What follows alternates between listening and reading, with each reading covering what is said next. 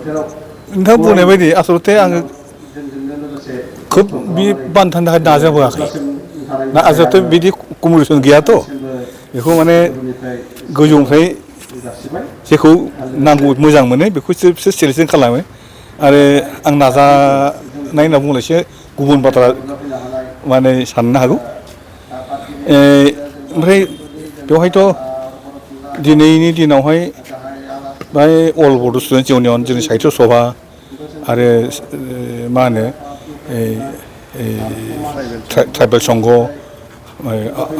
माबा बर' समाज गोबां बिदिनो जोंनि पेटार्नाल जे अर्गानाइजेसनफोर दङ बर'नि बिथांमोना फैदोंमोननानै आंनि बे खौरांखौ खोनानानै मोजां मोननानै बिसोरो बरायदों आं बाहाय गाज्रि मोननायथ' खोथा गैया मोजां मोनदों खिन्थु आङो बेखौ निस्सय बुंगोन आंनिख्रुइ साबसिन मानसि दंमोन बिराद मोजां पन्डित दंमोन बर'नि राव थुनलाइ बायदिसिनानि हिस्ट्रिनि गबेषणा खालामग्रा मानसिफोर दंमोन एबा माने जोंनि थुनलाइ सृष्टियाव माने नांथाब खुथाब नांथाबनाय मानसि दङमोन गोबां दङ दा आरो बिसोर जुदि सायख'जानायमोनब्ला आं फ्रिलि माने बेखौ साबसिन मोनगौमोन आरोखि माखौ गोजोनैखौ लानो हागौमोन आं गावखौनो फिट नङा बायदि दाबो फिल खालामगोन थेवबो आङो साबायखर निस्सय जासिदों जे जोंनि बिटिसि गभर्नमेन्टनि फारसेबो आरो जोंनि दिनैसिम जाय अर्गानाइजेसनफ्रा दिनै माबाहाय फैनानै मोनसे बरायदों बेनि थाखाय बयनिबो आङो आंनि साबायखरखौ अन्तरनि साबायखर आङो जासिबाय सारा मा बिजाब लिरनानै नोंथांखौ सायख'नाय बिजाबा बेथ' गोबावखियानो जाहैबाय बे जायखिजाया गोबां आं बारा लिरखालै खम लिरो आं सर्ट स्ट'रिसो बांसिन लिरोमोन दाबो एफा एनै सम नङा लुबैयो लिरनो बै माबा माखासे बिदिनो सर्ट स्ट'रिसफोर दङ बे गावखौ बुथुमनानै मोनसे माबाखौ हारावनि साइकेल बेयो मोनसे स्ट'रिनि अंश आरो बिनि मुङै बे सल'खौ माबाखौ साफायनाय जादोंमोन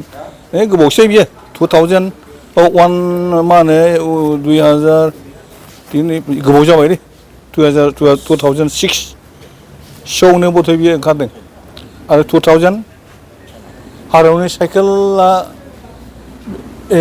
बियो 2010आव बर' साहित्य सभाया बेखौ रांसार बान्था बोसोरसेखौ होनाय दङ बे बान्थाखौ आंनो होदों मोजां मोनदों आरो गुबुन मोनसेया बे आंनि सृष्टि नङा आंनि सृष्टिनिख्रुइ आसलथे बांसिन आं मोजां मोनो गुबुन भाषा गुबुन देशनि जे माबाखौ लानानै बिजाबफोरखौ एसे मोजां बिजाबफोरखौ सायख'नानै जे बिजाबफ्रा जोंनि सिन्ता चेतना कालचार बेखौ बिदि मोनसे माने सोलायनाय लाबोयो बा जौगानाय खामानियाव हेफाजाब होयो बेबादिखौ बर'आव दानस्लायनो आं बेखौ जोबोद मोजां मोनो दा मावनोसो हायाखै मोजांल' मोननाय दं दा बेफोरनि मादावहाय माखासे खालामनाय जादों दा नैबे मोनसे दङ गाद्दार होननाय बेयो माबानि भीष्म साहानि बे नभेल बेयो जाहैबाय माबायाव जेब्लानाखि उदांस्रि सोमावसारनाय जायो भारतनि बे समाव हिन्दु मुसलमान जि हेट्रेड कमिउनेल जि रायट कास्ट्रि बेसिस जि रायट दा बेफोरखौ लानानै दायित्वशील किसुमान माबाफ्रा मा होनो राइटारफ्रा बायदि अनेक गोबां मोजां साहित्य सृष्टि खालामदों दा बिनि गेजेरावहाय नैबे गाद्दाराबो मोनसे ओरैनोब्लाबो बियो अल इन्डिया माबा साहित्य एकाडेमिनि माबा मोनखानाय पुरस्कार मोनखानाय थिग आंबो बेखौनो मोजां मोननानै बेखौ साफायदोंमोन माबादोंमोन दिहुनदोंमोन आरो बिनि थाखायनो साहित्य सभा साहित्य एकाडेमिया बे बान्थाखौ होनाय जादों माबाखौ ट्रान्सलेसननि थाखाय 2017 बे साननै बोसोर होयो नालाय बे बोसोरनि माबाखौ आंनो होनाय जादों आरोखि बेल' बेबायदि होआ लाइमोनफोरखौ जाखांफुनाय थुनलाइगिरि लाइमोनफोरखौ मा मेसेज होलांनो सानो आं बारा खोनायालै लांनो सानो जिहेतु थुनलाइनि फोथाराव आसलथे एकदम खोथा जाहैबाय रिडिं कालचारखौ एखेबारे बांसिन गोसो होनांगोन रिडिं कालचार आरो मा रिडिं खालामनो रिडिं खालामनांगौथ' लेखाबो नांगोन ना बिजाबबो नांगोन ना बेबायदि बिजाब जोङो निस्सय जोंनि माबानि गोजौ थाखोनि बा साहित्य जायजों जड़ित दं बिसोरो होनो हानाय बिदि परिबेसखौ खालामनांगोन आरो जुदि गथ'फोरनि सिन्ता चेतना कालचार बेखौ जुदि जौगाहोनोब्ला बा मुलुगनि थुनलाइजों जुदि समान दावगाहोनांगौब्ला अब्ला जोङो माने आंथ' सानो आं बेखौ बारे बारे बुंगोन